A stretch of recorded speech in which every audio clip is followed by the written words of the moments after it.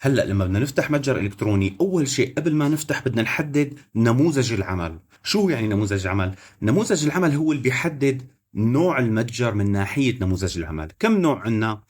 بنموذج العمل المتجر الإلكتروني في 3 أنواع أساسية. هي البي تو سي، يعني بزنس تو كوستمر، وعنا بي تو بي يعني بزنس تو بزنس، وعنا سي تو سي يعني من كوستمر لكوستمر. بعرف لسه ما كتير واضحة، حاشرح لك إياها، ركز معي. أول شيء، أنت لما بدك تفتح متجر، أنت متجرك ببيع سلع بيستخدمها المستخدم العادي، كل البشر. يعني بتبيع مكانات حلاقة، تياب، أكل، شيء بيحتاجه كل البشر. وأنت تاجر، معناتها أنت البزنس والعميل هو الكوستمر. هذا اسمه بي تو سي. أنت عم تبيع منتجات مثل أمازون. أمازون بي تو سي. حلو.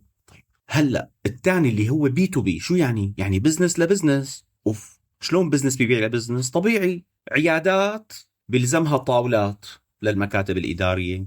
اللي بيبيع الطاولات والمكاتب وتجهيز المكاتب هذا بزنس. والعميل مين؟ ما له شخص عادي، كمان بزنس. عيادات، شركة فاتح شركة جديدة، انت مكتب استيراد تصدير، انت بزنس واشتريت منه بزنس. هذا اسمه بي تو بي. هلا ليش بنميزهم؟ لأنه طريقة العرض وتجربة المستخدم وآلية الشراء بتختلف كليا. لذلك لازم يكون عندك هوية محددة. ما فيك تبيع بالجملة والمفرق سوا.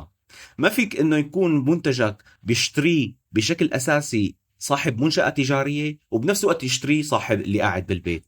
يعني على مستوى مطاعم، انت ممكن تبيع، او على مستوى انت عم تبيع متجر لمعدات المنزليه. هل تعتقد انه الخلاط اللي بيستخدموه بالبيت هو نفسه اللي بيستخدموه بالمطعم؟ خلاط الكوكتيل؟ طبعا لا. لا بالاستطاعة، لا بالحجم، لا. انت بتشوفه نفس اللي عندك بالبيت.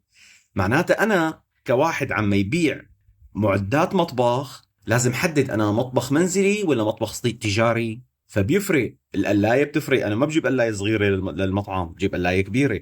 فانا لازم حدد. ليش؟ لانه الزبون بده يجي لعندي، ما بده يضيع. هو صاحب مطعم عم يفوت يدور على منتجات او معدات او سلع خاصة بالمطاعم، مو خاصة بالمطبخ تبع البيت. لو انه بالمطبخ تبع البيت هاد شو اسمه؟ بي تو سي. لو انه لمطعم اسمه بي تو بي. مفترض وضحت؟ يعني بزنس تو كوستمر، يعني اعمال الى افراد او اعمال الى اعمال. طب والنوع الثالث سي تو سي شو هو؟ بكل بساطة هو مثل ما بعرف اذا في بسوريا هيك فكرة كنا عملناها من قبل ما نجحت، اللي هي مثل حراج بالسعودية. انه انا شخص عندي شغله، عندي جوال مستعمل بدي بيعه، حطيته، او بنسميها نحن الكلاسيفايد ادز او الاعلانات المبوبه، او مثل جريده الوسيله. ما كان في بجريده الوسيله بالزمانات ينزلوا عنده جوال للبيع، عنده تلفزيون للبيع. هذا اسمه سي تو سي، يعني كوستمر لكوستمر. يعني بتكون علاقه مباشره بين شخص وشخص من خلال متجر. نحن تجاوزا بنسميه متجر، لكن هو اسمه موقع اعلانات مبوبه. بتركيا في نموذج اسمه صاحب دن. صاحب دن ترجمته بالعربي اي من المالك، هيك اسمه صاحب دن. صاحب دن من المالك، من الصاحب. فهون بيجي نوع من الاعلانات، ممكن يكون بيت، ممكن يكون بوط مستعمل، كل شيء بيخطر على بالك. وقد يكون جديد وقد يكون مستعمل. وصار بهي المتاجر السي تو سي صار في خدمة اسمها الضمان. انه انا لما بيجي زبون بيشتري، انا صاحب الموقع، حلو، ما عندي بضاعة، انا بيروح الزبون بشوف مثلا جوال مع شخص تاني بده يبيعه، فبيدفع الفلوس توصل لعندي، انا صاحب الموقع بقول له لصاحب الجوال انا الضامن، روح ابعث له الجوال. بيستلم الجوال هداك، بيأكد انه استلمه وزي ما موصف ومثل الاتفاق، بيقول لي اوكي، بقوم انا بعطيه الفلوس لشو؟ لصاحب الجوال. مقابل عمولة بتكون غالبا 10% 5%، أيا كان، تختلف من مكان لمكان، لا تتجاوز ال 15% بأسوأ الأحوال. فهذا اسمه سي تو سي أو كوستمر تو كوستمر. أصبح عندنا 3 أنواع من المتاجر الإلكترونية حسب نموذج العمل. شو نموذج العمل تبعك؟ بتقول والله أنا بي تو بي متجري، لا أنا بي تو سي، لا سي تو سي.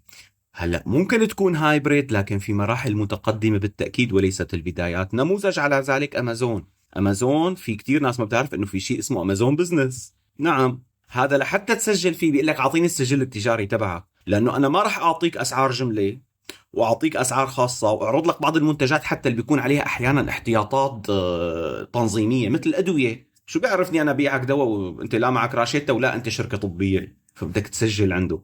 هذه مرحله متقدمه اللي بيكون فيها البي تو بي والبي تو سي بنفس المتجر. كل التحية لكم، والفيديو اللي بعده حنشرح فيه كمان تصنيف المتاجر بناء على آلية العمل وليس نموذج العمل. تحياتي، السلام عليكم.